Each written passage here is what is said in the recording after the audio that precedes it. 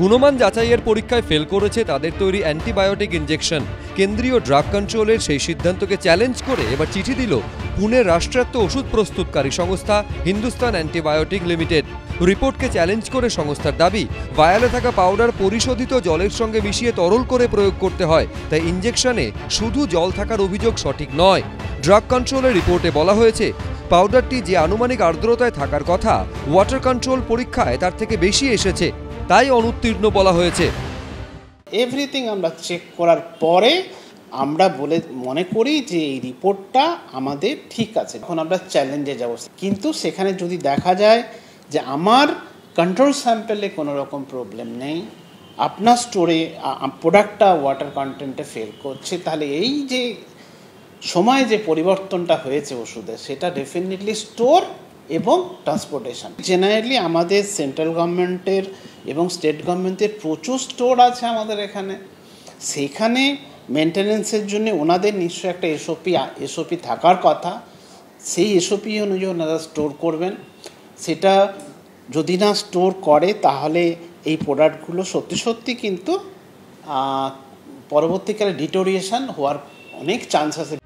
সামান্য জ্বর থেকে জটিল ব্যাধি, এই ওষুধই নিত্যসঙ্গী মানুষের, কিন্তু সেই ওষুধের গুণমানেই যদি প্রশ্ন ওঠে তখন কোথায় ভরসা রাখবে মানুষ?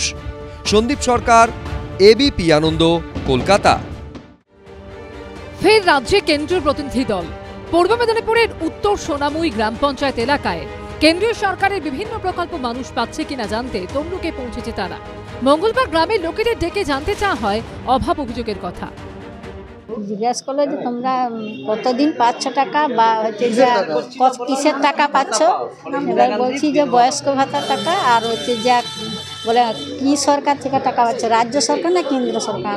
কেন্দ্র সরকার। গ্রামে কেন্দ্রীয় সরকারের প্রতিনিধি দল আসতেই তা নিয়ে প্রশ্ন তুলেছে তৃণমূল। তমলুক ব্লকের কিছু জায়গায় কেন্দ্রীয় টিম ঘুরছে, তারা অ্যাকচুয়ালি কেন্দ্রীয় টিম না বিজেপির ক্যাডার বুঝতে পারবো নি। বিরোধী দলনেতা শুভেন্দু অধিকারী বলেছে, আমি 100 দিনের কাজ অর্থাৎ এমজি এনার্জিসের কাজ বন্ধ করে দিয়েছি, আমি আবাস যোজনার টাকা বন্ধ করে দিয়েছি। আসলে ওরা এসছে সামনে বিধানসভার ভোট 2026-এ, তার আগে একটা আইওয়াস।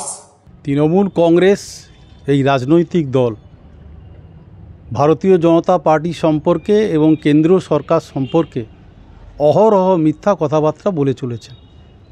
পাহাড় প্রমাণ দুর্নীতি এই সরকারের। 100 দিনের টাকা, সেক্ষেত্রেও তারা দুর্নীতি করেছে। রাজ্য সরকার সমস্ত প্রকল্পের ক্ষেত্রে দুর্নীতি করেছে, যার ফলে কেন্দ্রীয় সরকার তার টিম পাঠিয়ে তদন্ত করে দেখছেন।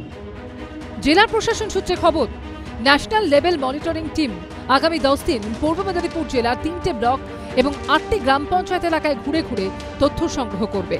তারপর সেই তথ্য জমা দেবে কেন্দ্রীয় সরকারের কাছে।